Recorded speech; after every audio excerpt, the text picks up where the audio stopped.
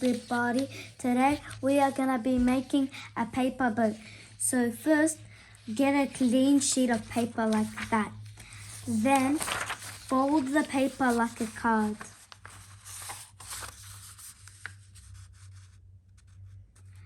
After you folded it like a card, then fold it again. Again like a card. And then open it up, like into that.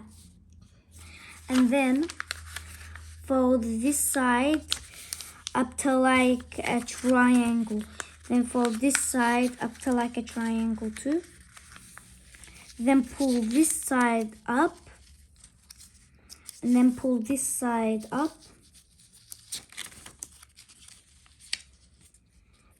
And then lift this whole thing up. Then go do the same thing on the other side. Lift that side up and lift that side up. Then you lift it up. After, this is the tricky part. So first you put your two thumbs in, then open it like that.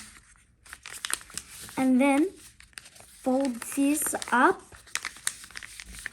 and fold the same side up. Then do the same thing that you did before. Open it with two thumbs, then pull this. This is how you make a paper boat.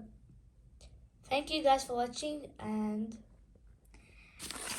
take care, everybody.